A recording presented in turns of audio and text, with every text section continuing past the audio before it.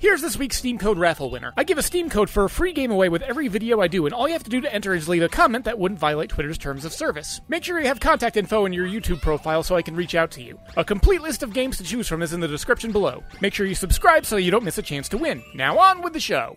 I'm playing something almost every week, and sometimes I want to talk about it and give you a vertical slice. So stick with me for some lightning reviews. This week on the chopping block.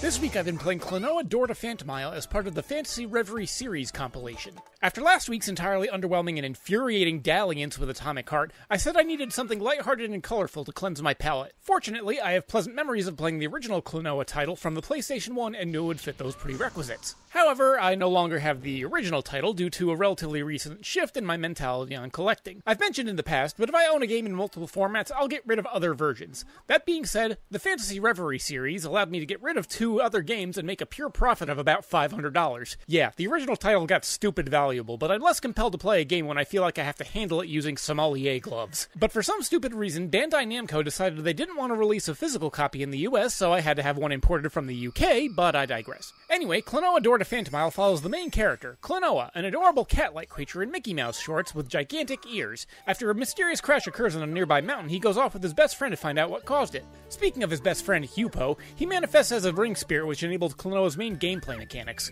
Klonoa by himself can run, jump, and thanks to his oversized ears, sort of hover for a moment. However, Klonoa's movement speed is kind of anemic, and his standard jump and hover can bridge small gaps, and when it comes to most enemies, he's almost entirely helpless. The ring, though, gives you the ability to grab enemies and use them to enable subsequent jumps or act as a shield or projectile. I say subsequent jumps because depending on placement, there could theoretically be no limit to how many times you could jump before needing to touch the ground, so long as there's an enemy you can grab.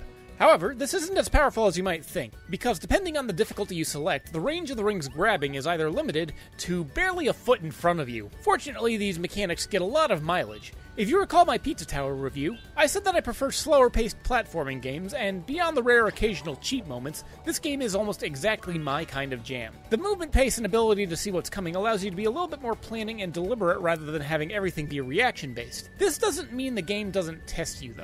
The second to last level has a couple sequences that most people are going to have to attempt several times before they can ever get past them. Otherwise, the next most significant challenge I experienced was strictly misjudging distances due to the wonky perspective. You see, Klonoa being a PlayStation 1 title was back in the day meant to showcase some manner of graphical or technological spectacle. Let's not forget that the PlayStation 1 was the generation that really pushed the transition to 3D gaming. And while Klonoa is primarily navigating on a 2D plane, the environments are fully 3D, which means that things transition with the world rotating and interactions being able to take place in both the fore and background in spite of the game, once again, navigating in the same way one does a traditional 2D game. This makes for a nice novelty, and I haven't seen too many other games attempting interlacing 2D worlds in the same way that Klonoa does. However, the novelty does tend to wear off, cause as I said before, this is a remake of a PS1 game, and an issue with the recent GoldenEye HD port also presents itself here, in that it's an old game brought to modern times, warts and all.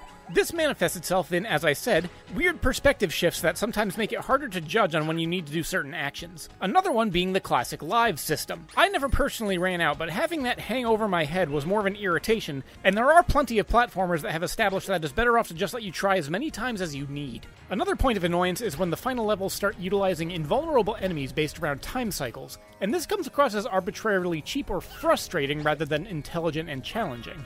A couple features, though, make this much more palatable. Difficulty tweaks, such as the amount of damage you take when you get hit by an enemy, or the aforementioned ring range expand accessibility. A small feature that I also appreciate, but didn't really use, was the pixel filter that makes the game look a lot more like its original PS1 incarnation. There's also a button that allows you to accelerate the cutscenes to 5 times speed, which I heavily utilized and was very happy to have included. A final criticism I will note, though, is that the game is a little bit bare for content. The game only has 6 worlds with 2 levels each and a final boss level. I beat it in about 3 hours, and if I wanted to 100% the game by getting all the necessary collectibles, I'd probably have it done in about 4 or 5. Lastly, the story opens as lighthearted and colorful as established. However, there is a bit of a rapid and jarring tonal shift later in the title. You have most of my impressions thus far, so if you don't want spoilers, you can exit now. At about the 2/3 mark, Klonoa's grandfather is murdered by the big bad guy, and it starts putting in a lot more emotional weight than I was ever expecting. And the final twist of the ending is that Klonoa was never actually part of the world that you've been adventuring through for the last couple hours, and memories memories of his friendship from long ago are actually artificial and made so that he would help save their world. But the end shows that he established real connections in the world, and seeing him ripped away with both parties screaming they didn't want it to happen was something of a gut punch, and it also leaves a couple other things unsatisfied. I guess this means I'll be back next week with the sequel, Klonoa 2 Lunate's Veil. So if you'll excuse me, I'm gonna go get started on that. Hey, look at that, it's the end of the video. Don't forget to subscribe, and remember that commenting can actually win you a free prize. So until next time, this is Gheeotine saying thanks for watching and keep your head on your shoulders.